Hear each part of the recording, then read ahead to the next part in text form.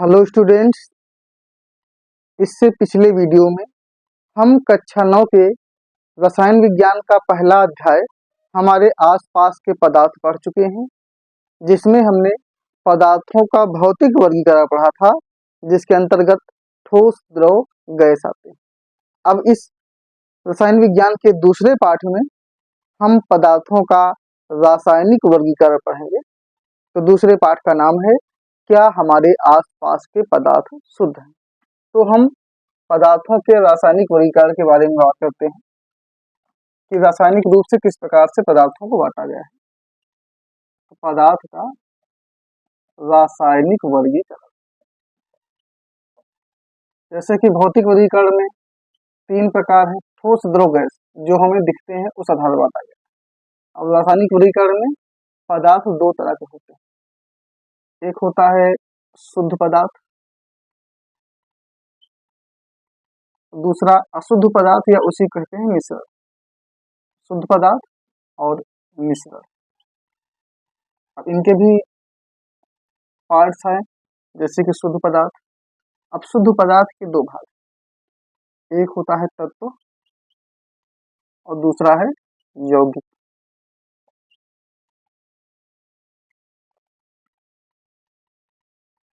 अब इसके बाद जो तत्व है, तत्व भी 3 तरह के हैं: धातु, अधातु, उपधातु।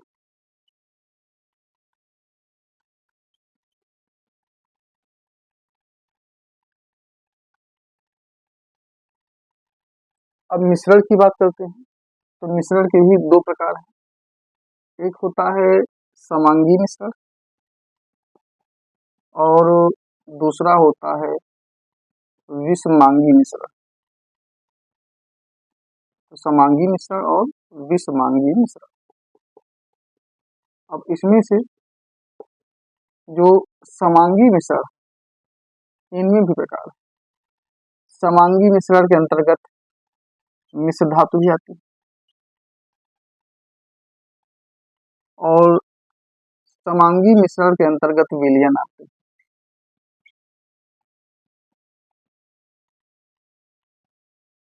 अब विलयन तो अलग अलग आधार पे कई कई प्रकार के हैं, इनके बारे में बात करते हैं, क्योंकि बहुत सारे प्रकार निकलेंगे, अगर निकाले जाएंगे तो। जैसे कि ये देखते हैं, तो विलयन में आ जाता है ठोस विलयन,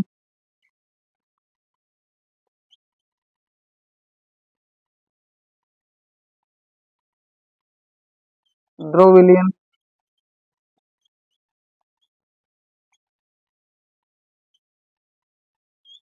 गैस विलयन, गैसीय विलयन। इसके अलावा और भी विलयन के प्रकार होते हैं, जैसे संतृप्तता के आधार पे 2 प्रकार के विलयन। एक होता है असंतृप्त विलयन,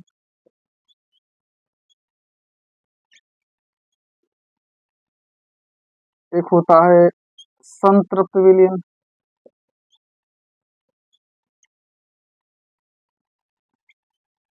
अब इसके बाद सांद्रता के आधार पर भी विलयनों को बांटा गया, जैसे कि इसमें होता है एक सांद्र विलयन, एक होता है तनु विलयन। तो विलयन बहुत प्रकार के होते हैं। अब आते हैं विषमांगी मिश्रण के बारे में बात करते हैं। तो जो विषमांगी मिश्रण है, इनके मुख्यतः 2 प्रकार, एक है कोलाइडी विलयन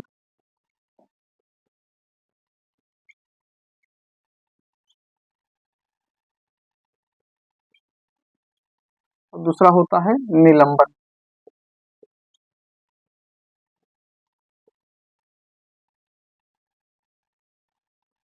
तो इस वीडियो में हम इतने के बारे में पढ़ेंगे। अगर स्क्रीनशॉट लेना चाहें तो ले सकते हैं। अब उसके बाद इनको एक एक करके इनके बारे में चर्चा करें। जैसे कि रासायनिक वर्गीकरण की वहां बात कर रहे हैं, तो पहला है शुद्ध पदार्थ। तो शुद्ध पदार्थ मतलब कि ऐसे पदार्थ जिनके अवयव एक समान हो, वे शुद्ध पदार्थ होते हैं। अगर उसमें कई तरह के अवयव मिल जाते हैं तो अशुद्ध पदार्थ हो जाते हैं। तो वे पदार्थ जिनके अवयव एक समान हो और एक समान मात्रा में हो, वे शुद्ध पदार्थ कहलाते हैं। जबकि मिश्रण में क्या है कि दो या दो से अधिक प्रकार के अवयव होते हैं और किसी भी मात्रा में ला दिए जाते हैं, उनकी कोई निश्चित मात्रा नहीं होती। तो परिभाषा के लिए दो बिंदु याद करना है कि यहाँ पे अवयव एक समान होंगे और एक निश्चित मात्रा में। इसमें अवयव असमान हो सकते हैं और किसी भी मात्रा में हो सकते हैं। तो इस आधार पे हम शुद्ध पदार्थ और मिश्रण को बता सकते हैं कि वे पदार्थ जिनके सभी अवयव एक समान मात्रा में होते हैं, मतलब निश्चित मात्रा में होते हैं, एक समान होते हैं, और वे पदार्थ जिनके अवयव असमान मात्रा में होते हैं और असमान होते हैं। तो जो शुद्ध पदार्थ हैं, शुद्ध पदार्थ में पहले आते हैं तत्व। जैसा कि सुने होंगे कि मेंडलीव की आवर्त सारणी में कुल 118 तत्व रखे गए हैं। जो आधुनिक आवर्त सारणी है 118 तत्व है। तो जो 118 तत्व हैं उनके बारे में बात करते हैं कि तत्व होते क्या। तो तत्व जो होते हैं इनको हम भौतिक या रासायनिक विधियों से अलग नहीं कर सकते, यानी कि तत्व वे पदार्थ हैं जिन्हें हम भौतिक व रासायनिक विधियों से अलग नहीं कर सकते हैं, और वे तत्व कहलाते हैं। और तत्वों के सभी अवयव एक समान मात्रा में, यानी तत्व एक ही जैसे परमाणु एक ही जैसे अणु से बने होते हैं। तो ये मुख्य बात है कि तत्व में जो भी परमाणु है वो एक समान होंगे, यानी एक ही परमाणु होंगे, एक जैसे परमाणु, और उन्हें भौतिक रासायनिक विधियों से हम अलग नहीं कर सकते। जैसे कि हाइड्रोजन, कार्बन, नाइट्रोजन, ऑक्सीजन, ये सब जो भी हैं ये सब तत्व हैं। तो इनके जो परमाणु हैं एक समान है, एक ही प्रकार के परमाणु से बने। यानी हाइड्रोजन है तो हाइड्रोजन में हाइड्रोजन के ही परमाणु रहेंगे, ना कि नाइट्रोजन के रहेंगे। तो जो तत्व है उसमें उसी के परमाणु होंगे और हम उसको भौतिक रासायनिक विधियों से अलग नहीं कर सकते। ये तो तत्व है। अब तत्व में बात करते हैं प्रकार की। तो तत्वों के तीन प्रकार हैं, एक धातु होते हैं, दूसरे अधातु, तीसरे उपधातु। तो धातु के बारे में बात करते हैं कि जो धातु होते हैं वे विद्युत तथा ऊष्मा के सुचालक होते हैं, जबकि अधातु विद्युत तथा ऊष्मा के कुचालक। तो सुचालक और कुचालक इनमें काफी अंतर है। सुचालक यानी कि जिनसे कि धातुएं हैं सुचालक, तो इनपे विद्युत का प्रभाव होता है, ऊष्मा का प्रभाव होता है। और जो अधातु हैं उनमें न विद्युत का प्रभाव होगा न ऊष्मा, यानी कि धातुओं को हम गर्म कर सकते हैं, धातुओं में हम करंट दे सकते हैं, जबकि अधातुओं को ना तो गर्म कर सकते हैं ना इनमें करंट दे सकते हैं। और जो उपधातु होते हैं, उपधातु में धातु और अधातु दोनों के गुण उपस्थित होते हैं, इसीलिए इनको कहते हैं उपधातु। तो ये बात समझेंगे कि धातुएं क्या हैं। धातुएं वे पदार्थ हैं जो विद्युत तथा ऊष्मा की सुचालक होती हैं। अधातुएं वे पदार्थ हैं जो विद्युत तथा ऊष्मा की कुचालक होती हैं। और उपधातु वे पदार्थ हैं जिनमें धातु तथा अधातु दोनों के गुण पाए जाते हैं। अब इनके उदाहरण की बात करते हैं। जैसे धातु बहुत सारी हैं, सोना, चांदी, पीतल, एल्युमिनियम, लोहा, ये सब धातु हैं। अधातु में जैसे कि कार्बन, नाइट्रोजन, ऑक्सीजन, फ्लोरीन, ये सब अधातु में आते हैं। और उपधातु, उपधातु में आर्सेनिक, जर्मेनियम, एंटीमनी, बिस्मथ, यानी सब जो मेंडलीव के 118 तत्व हैं उन्हीं में से कुछ धातु हैं, कुछ अधातु हैं, कुछ उपधातु हैं। तो इनके उदाहरण जाने गए होंगे। अब इनके हम गुणों के बारे में बात कर लेते हैं। जैसे कि तत्व में धातु है, अब धातुओं गुण की बात करें तो धातु का गुण क्या है कि धातु विद्युत के सुचालक होते हैं, ऊष्मा के सुचालक होते हैं, फिर धातुओं में चमक पाई जाती है, यानी धातुएं चमकदार होती हैं, धातु में कठोर होती हैं, धातुओं में तन्यता होती है, धातुओं में संपीड्यता होती है। और जो अधातु की बात करें तो जस्ट उल्टी होती है। जैसे अधातु क्या है, अधातु विद्युत के कुचालक, ऊष्मा के कुचालक है। अधातुएं कठोर नहीं नरम होती हैं, इनमें संपीड्यता नहीं होती है, इनमें चमक नहीं होती है, सिर्फ ग्रेफाइट को छोड़कर। ग्रेफाइट एक ऐसा धातु है जिसमें चमक होती है। ग्रेफाइट जो है वो कार्बन का अपर रूप, बाकी उपधातु जो है इनमें दोनों के लक्षण पाए जाते हैं। तो ये धातु, अधातु और उपधातु है। जैसे इनको हम समझना चाहें तो यहाँ पे दो बैंड होते हैं, एक होता है संयोजकता बैंड, एक होता है चालकता बैंड। तो जब एक बैंड से दूसरे बैंड में इलेक्ट्रॉन जाते हैं तो इलेक्ट्रॉन अगर दूसरे बैंड तक पहुंच जाते हैं तो वे धातु होते हैं, यानी उसमें वे विद्युत के सुचालक बन जाते हैं। लेकिन अधातु जो होते हैं उनमें दोनों बैंड इतने दूर दूर होते हैं कि इलेक्ट्रॉन कोशिश तो करते हैं लेकिन पहुंच ही नहीं पाते हैं, इसीलिए करंट नहीं पहुंच पाता, तो वे अधातु होता है। जबकि उपधातु में जो बैंड होते हैं एक मीडियम डिफरेंस पे होते हैं, ट्राई करते हैं, कभी पहुंच जाते हैं, कभी नहीं पहुंच पाते, यानी कि इनमें विद्युत ऊष्मा का प्रभाव हो भी सकता है और नहीं हो सकता, ये डाउट में रहते हैं इन उपधातु में। तो ये धातु, अधातु, उपधातु तीन तरह के तत्व होते हैं जो मेंडलीव की आधुनिक आवर्त सारणी में। तो ये तो हो गए तत्व। अब बात करते हैं यौगिक की। जो यौगिक है वो तत्व से ही बने। तो परिभाषा ये बोलेंगे कि दो या दो से अधिक तत्वों के संयोग से एक समान निश्चित मात्रा में, मतलब कि दो या दो से अधिक एक समान निश्चित मात्रा में भारानुसार तत्वों के संयोग से बने पदार्थ को यौगिक कहते हैं। जैसे कि हाइड्रोजन और ऑक्सीजन, इससे बना जल।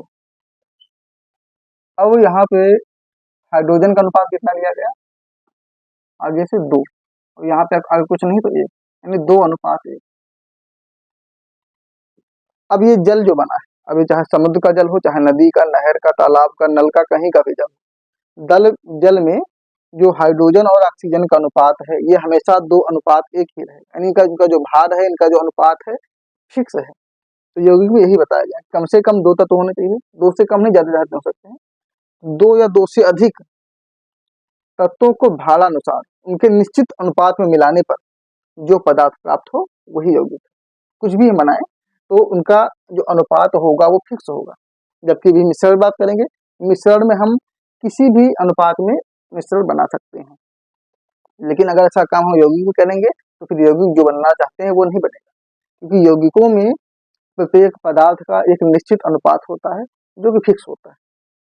तो परिभाषा क्लियर हो गई कि 2 या 2 से अधिक भारानुसार निश्चित अनुपात में तत्वों के संयोग से बने पदार्थ को यौगिक कहते हैं। जैसे कि जल, अमोनिया, कार्बन डाइऑक्साइड, बहुत सारे यौगिक हैं। तो ये तत्व हो गए और यौगिक हो गए। तो ये तो हमारे हो गए शुद्ध पदार्थ। अब हम बात करते हैं अपने अशुद्ध पदार्थ यानी कि मिश्रण के।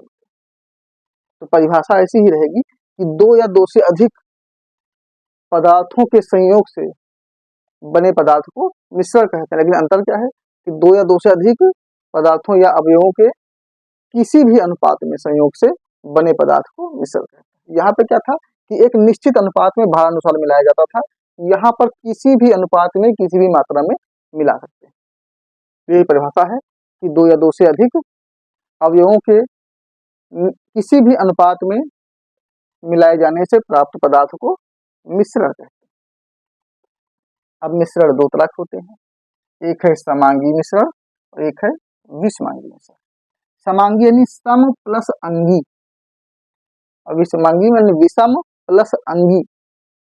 तो समांगी मतलब क्या है कि जिसमें जो अवयव हैं वो समान हो, आपस में मिल जाए। तो ये बताएंगे कि वह मिश्रण जिसके अवयव आपस में पूरी तरह से मिल जाते हैं वह समांगी मिश्रण कहलाता है, और वह मिश्रण जिसके अवयव पूरी तरह से आपस में नहीं मिल पाते हैं वो विषमांगी मिश्रण कहलाता है। जैसे उदाहरण के लिए शरबत, अब शरबत में चीनी डालते हैं, पानी डालते हैं, घोलते हैं तो चीनी पानी पूरी तरह से मिल जाती है। अब उसके बाद ये नहीं बता पाएंगे कि चीनी कौन है, पानी कौन है, तो वो समांगी मिश्रण है। क्योंकि यहाँ मिश्रण तो किया गया, दो चीजों को मिलाया गया, लेकिन दोनों के दोनों आपस में पूरी तरह से घुल मिल गए। जबकि विषमांगी में मिलाया चाहे जितना, लेकिन वो अलग अलग ही रहेंगे। तो समांगी में मिश्र धातु आती है। देखिए मिश्र धातु जैसे होती है पीतल, स्टील, अमलगम, ये सब मिश्र धातु होते हैं। तो मिश्र धातु क्या है कि मिश्र धातु में दो या दो से अधिक धातु, अधातु, इन सभी को मिला के एक ऐसा यौगिक बनाते हैं, एक ऐसा पदार्थ बनाते हैं जिस पर जंग ना लगे, यानी कि संक्षारकता उस पर ना हो। तो ये बताएंगे कि दो या दो से अधिक धातुओं या अधातुओं के संयोग से बने पदार्थ को मिश्र धातु कहते हैं, और मिश्र धातुएं जंग रहित होती हैं। तो जो मिश्र धातु है, वैसे यहाँ पे कई पदार्थों को मिला रहे हैं, लेकिन उनको जो मिलाते हैं तो उनका अनुपात एक निश्चित मात्रा में ही लेते हैं। जैसे कि पीतल, अब पीतल जिंक और कॉपर से मिलकर बना है। जिंक एक धातु है, कॉपर भी धातु है, लेकिन जिंक का जो मात्रा होती है जिंक की वो 30% होती है और कॉपर की मात्रा 70% होती है। तो जब भी पीतल बनेगा तो हमेशा जिंक और कॉपर की मात्रा को फिक्स रूप में ही मिलाएंगे, ऐसा नहीं किसी की मात्रा कम ज्यादा कर देंगे। तो इनकी मात्रा नियत होती है और ये को समांगी मिश्रण माना गया क्योंकि आपस में पूरी तरह से घुल जाते हैं। अब इनको हम भौतिक रूप से अलग नहीं कर सकते, इनको अलग करने के लिए रासायनिक विधियों का यूज करना पड़ेगा। तो मिश्र धातुएं क्या है कि दो या दो से अधिक पदार्थ, मतलब कि धातुओं या अधातुओं के संयोग से बनी हुई पदार्थ होते हैं। तो ये तो हो गई मिश्र धातु। अब हम बात करते हैं विलयन। अब विलयन बहुत तरह के हैं। तो विलयन में क्या होता है, विलयन के लिए दो बातें जाना चाहिए। विलयन में जो दो अवयव मीन होते हैं, एक होता है विलेय और एक होता है विलायक। जब विलेय और विलायक आपस में मिलते हैं तभी विलयन बनता है। विलेय जिसको मिलाते हैं इसकी मात्रा कम होती है और विलायक जिसमें मिलाते हैं जिसकी मात्रा ज्यादा होती है। जैसे कि हमने उदाहरण लिया था शरबत। अब शरबत में चीनी विलेय है क्योंकि चीनी को मिला रहे हो, और पानी विलायक है क्योंकि पानी में मिला रहे हो। दूसरी बात, चीनी की मात्रा कम रहेगी, पानी की ज्यादा रहेगी। हाँ, कभी कभी मात्रा उल्टी भी हो सकती है, हो सकता है विलेय की मात्रा ज्यादा हो, विलायक की कम हो, ऐसा भी हो सकता है। लेकिन ये याद रखेंगे कि विलेय वही होता है जिसको हम मिलाते हैं, क्योंकि जो विलयन की जो सांद्रता होती है वो विलेय पर आधारित होती है, ना कि विलायक पर। भले ही पानी की मात्रा, चीनी की मात्रा कम है, पानी की ज्यादा है, लेकिन विलयन में वैल्यू चीनी की है, पानी की है। तो विलेय वह पदार्थ होता है जिसे हम मिलाते हैं और विलायक वह पदार्थ है जिसके अंदर मिलाते हैं। तो विलयन में विलेय और विलायक, तो ये बताएंगे कि विलेय और विलायक के संयोग से बने समांगी मिश्रण को विलयन कहते हैं, यानी घोल। जो घोल होता है विलयन होता है। और विलयन में एक चीज जरूरी है, जैसे कि हम मिश्रण पढ़ रहे हैं, मिश्रण हो सकता है कि वो ठोस का ठोस से मिश्रण हो, ठोस का गैस से हो, ठोस का जल से हो, मतलब किसी। लेकिन विलयन में एक चीज, एक कंडीशन है कि विलयन में विलायक को हमेशा द्रव अवस्था में ही होना पड़ेगा, तभी वो विलयन माना जाएगा। जबकि मिश्रण कुछ भी हो सकता है, उसमें कुछ भी कोई अवस्था हो, लेकिन विलयन के लिए विलायक को हमेशा ही द्रव अवस्था में होना अनिवार्य होता है। तो विलायक द्रव अवस्था में होगा तभी विलयन बनेगा। तो विलयन में हमने अवस्था के आधार पर तीन प्रकार अलग बांटे। असल में जो प्रकार देखे जाएं तो ये तीन अलग प्रकार हैं, ये दो अलग प्रकार हैं, ये दो अलग प्रकार हैं। यानी कहने के लिए एक प्रकार से हम सीधा 7 प्रकार के नहीं बोले, क्योंकि तो अलग अलग आधार पे है। तो ये अलग आधार पे हो गया, ये अलग आधार पे और ये अलग आधार। तो ठोस विलयन। अब विलयन में क्या है, ठोस विलयन में अब तीन तरह के ठोस विलयन हो सकते हैं। अब ठोस विलयन में हम ठोस से ठोस को मिला दें, यानी विलेय भी ठोस ले, मतलब दो तरह के, मतलब ठोस ठोस मिला दे तब भी ठोस विलयन हो जाएगा। अब ठोस के साथ हम द्रव मिला दें तब भी ठोस विलयन, और ठोस के साथ गैस मिला दें, तो तीन तरह के हो सकते हैं यानी बनाए जाए तो। ठोस विलयन में क्या है कि ठोस में ठोस से ठोस का विलयन, यानी ठोस में ठोस मिला दें, ठोस में गैस मिला दें और ठोस में द्रव मिला दें। अब तीनों में ठोस है इसलिए इसको ठोस विलयन कह रहे हैं। अब द्रव विलयन की बात करें तो यहाँ पे हमको द्रव को स्पेशली लिखा जाए, द्रव है और द्रव के साथ हम ठोस मिला दें तो द्रव ठोस विलयन, फिर द्रव के साथ द्रव मिला दें द्रव द्रव विलयन, और द्रव के साथ में गैस मिला दें तो द्रव गैस विलयन। ये भी तीन तरह हो गए। अगर हम गैसीय विलयन की बात करें तो इसमें गैस को मेन लेके चलेंगे, गैस है, गैस के साथ ठोस मिला दें तो गैस ठोस विलयन, गैस के साथ द्रव मिला दें तो गैस द्रव विलयन, और गैस के साथ गैस मिला दें तो गैस गैस विलयन। तो ये सब संभावनाएं बता रहे हैं कि किस प्रकार से हम विलयन बना सकते हैं, यानी हम बनाना चाहें, मिलाना चाहें, मिश्रण करना चाहें तो ठोस में ठोस मिला सकते हैं, ठोस में गैस, ठोस में द्रव, फिर द्रव में ठोस, द्रव में द्रव, द्रव में गैस, गैस में ठोस, गैस में द्रव, गैस में गैस। तो ये सब भी संभावनाएं होती हैं। बाकी जो विलयन के सही सही प्रकार है वो ये वाले हैं, संतृप्त असंतृप्त विलयन और तनु विलयन, सांद्र विलयन। अब बात करते हैं असंतृप्त विलयन। तो असंतृप्त विलयन वह विलयन है जिसमें बिना ताप बढ़ाए हम विलेय की अधिक मात्रा को घोल सकते हैं। जैसे कि एक लिमिट है, मान लीजिए विलयन है, अब इसमें विलायक यानी जल मौजूद, अब विलेय के रूप में हमें कुछ मिलाना है तो एक लिमिट के बाद मान लीजिए कि विलेय का घुलना बंद हो जा रहा है। लेकिन इसमें क्या करें, असंतृप्त विलयन ऐसा विलयन होता है कि जिसमें बिना ताप बढ़ाए हम जितना चाहें उतना विलेय उसके अंदर घोल सकते हैं, वो होता है असंतृप्त विलयन, यानी कि असीमित होता, अनलिमिटेड होता है असंतृप्त। संतृप्त जैसे उल्टा है, वह विलयन जिसमें बिना ताप बढ़ाए हम अधिक विलेय को घोल नहीं सकते। यानी अगर हम संतृप्त विलयन है तो अगर उसमें हम टेम्परेचर नहीं बढ़ा, उसको गर्म नहीं करेंगे तो और अधिक जो विलेय हम अपनी मर्जी के अनुसार जबरदस्ती का घोलना चाह रहे हैं वो नहीं घोल पाएंगे। तो परिभाषा याद रखेंगे कि असंतृप्त विलयन वह विलयन है जिसमें हम बिना ताप बढ़ाए अपनी इच्छा अनुसार अधिक विलेय की मात्रा को घोल सकते हैं, जबकि संतृप्त विलयन में बिना ताप बढ़ाए अधिक विलेय की मात्रा को घोल नहीं सकते। तो ये दो प्रकार के विलयन हो गए, असंतृप्त विलयन और संतृप्त विलयन। ये तो संतृप्तता के आधार पे थे, ये अवस्था के आधार पे थे। अब बात करनी है सांद्रता के आधार। अब सांद्रता के आधार पे दो तरह के विलयन है, तनु और सांद्र। तो पहले हम बात करते हैं सांद्रता होती क्या है, क्योंकि सांद्रता समझेंगे तभी इसके बारे में आगे समझ पाएंगे। तो सांद्रता, सांद्रता मतलब कि जैसे कि मान लीजिए विलयन में विलेय और विलायक मिलाते हैं तो हमने क्या बताया था कि महत्व तो हमेशा विलेय का होता है ना कि विलायक का।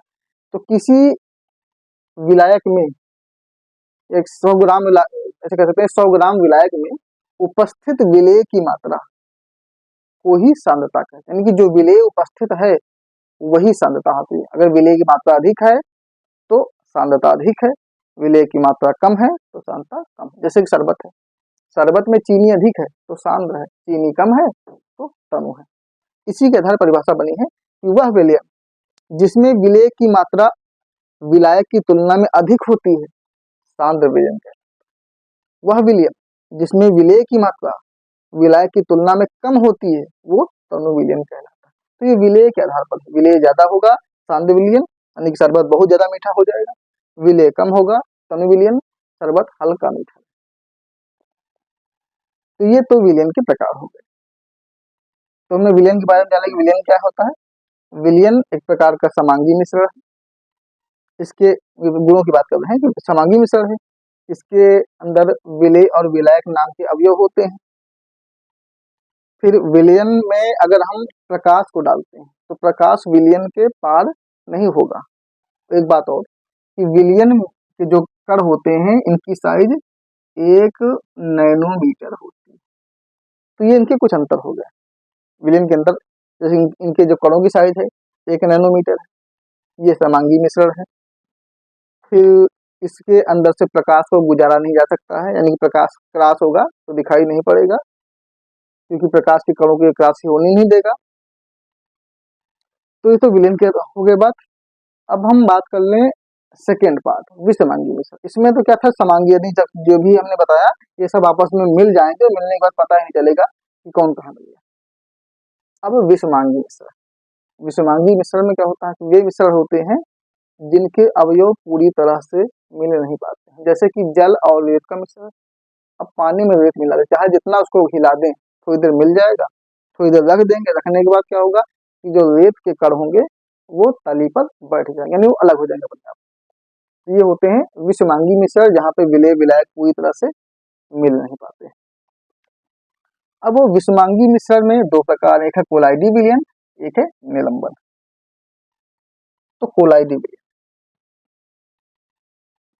वह विषमांगी मिश्रण जिसके कणों का आकार 1 नैनोमीटर से 100 नैनोमीटर के बीच होता है, वो कोलाइडी विलयन कहलाता है। जबकि विलयन में क्या था कि कणों का आकार 1 नैनोमीटर या इससे भी कम होता है, जबकि कोलाइडी विलयन में 1 नैनोमीटर से 100 नैनोमीटर के बीच होता है। यानी कि जो कोलाइडी विलयन होते हैं इनके कण विलयन की तुलना में थोड़ा बड़े होते हैं। जैसे इसका उदाहरण होता है दूध।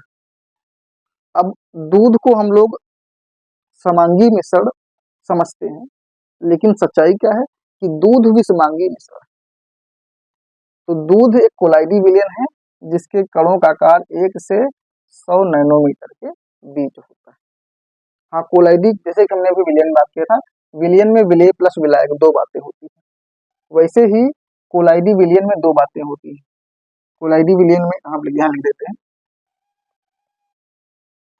कोलाइडी विलयन। तो कोलाइडी विलयन में एक होती है परिक्षिप्त प्रावस्था प्लस दूसरा होता है परिक्षेपण माध्यम।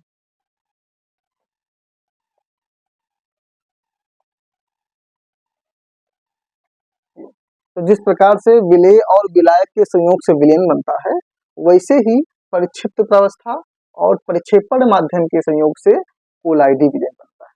समझने के लिए जैसे कि विलेय है, तो जो परिक्षिप्त प्रावस्था है ये विलेय है और जो परिक्षेपण माध्यम है ये विलायक। यानी कि जैसे विलायक में विलेय मिलाते हैं तो विलयन बनता है, वैसे ही परिक्षिप्त प्रावस्था को परिक्षेपण माध्यम में मिलाते हैं तो कोलाइडी विलयन बनता है। समझने के लिए समझ लीजिए कि जो परिक्षिप्त प्रावस्था है वो विलेय की तरह कार्य करती है और जो परिक्षेपण माध्यम है वो विलायक की तरह। यानी कि परिक्षिप्त प्रावस्था और परिक्षेपण माध्यम के संयोग से बने विषमांगी मिश्रण को हम कोलाइडी विलयन कहते हैं। तो परिभाषा क्लियर हो गई कि कोलाइडी विलयन एक विषमांगी मिश्रण है जिसके अवयव परिक्षिप्त प्रावस्था और परिक्षेपण माध्यम होते हैं। इनके कणों का आकार 1 से 100 नैनोमीटर के बीच होता है। उदाहरण है दूध। तो ये कोलाइडी विलयन हुआ। अब लास्ट में बात करते हैं निलंबन की। जो निलंबन के कण होते हैं इनकी साइज 100 नैनोमीटर या इससे भी अधिक होती है। यानी कि बढ़ते क्रम में बता रहे हैं कि विलयन का के कणों का आकार 1 नैनोमीटर या इससे कम, कोलाइडी विलयन का आकार के कणों का आकार 1 से 100 नैनोमीटर के बीच में, और निलंबन के कणों का आकार 100 नैनोमीटर या इससे भी ज्यादा। और ये भी विषमांगी मिश्रण। तो निलंबन एक विषमांगी मिश्रण है जिसके कणों का आकार 100 नैनोमीटर या इससे भी अधिक होता है। जैसे कि कीचड़। अब कीचड़ के जो कण होते हैं बड़े बड़े होते हैं। अब इनमें भी दो अवयव होते हैं, यहाँ पे था वैसे इनमें भी है। इनमें एक अवयव होता है निलंबित कण प्लस तरल। जब दोनों मिल जाते हैं तो बनता है निलंबन। तो निलंबन में दो अवयव होते हैं, निलंबित कण और तरल। यहाँ भी वही बात है कि जैसे विलेय था वैसे ही निलंबित कण होते हैं और जैसे विलायक था वैसे ही तरल होता है। तो निलंबित कण और तरल के संयोग से निलंबन बनता है। उदाहरण है कीचड़। तो सारी बातें क्लियर हैं। एक बार फिर से डिवाइड कर लेते हैं कि जो पदार्थों का रासायनिक वर्गीकरण है, यानी रासायनिक रूप से पदार्थ दो प्रकार के होते हैं, शुद्ध पदार्थ और अशुद्ध पदार्थ। अशुद्ध पदार्थों को मिश्र कहते हैं। शुद्ध पदार्थ में तत्व और यौगिक आते हैं। तत्व ऐसे पदार्थ हैं जिनको हम भौतिक रासायनिक किसी भी विधि से अलग नहीं कर सकते हैं। इनके परमाणु एक समान होते हैं। इसमें उदाहरण धातु, अधातु, उपधातु। धातु में विद्युत ऊष्मा की सुचालक होती है, अधातु में कुचालक होती है, उपधातु में दोनों गुण होते हैं। यौगिक यौगिक दो या दो से अधिक तत्वों के एक निश्चित मात्रा में भारानुसार समान अनुपात में मिलाकर बनाए जाते हैं। फिर समांगी आया, फिर मिश्रण। मिश्रण में क्या है कि किसी भी मात्रा में पदार्थों को मिला देते हैं, मिश्रण बन जाता है। मिश्रण में एक समांगी मिश्रण होता है जिसके अवयव पूरी तरह से मिल जाते हैं, जैसे कि मिश्र धातु है। मिश्र धातु दो या दो से अधिक धातु अधातु के संयोग से बनती है। विलयन है, विलेय विलायक के संयोग से बन जाते हैं। फिर इनके प्रकार बताए गए कि ठोस विलयन, द्रव विलयन, गैस विलयन। फिर विलयन में असंतृप्त, संतृप्त। फिर विलयन में सांद्र और तनु, ये भी उनकी सांद्रता के आधार पे।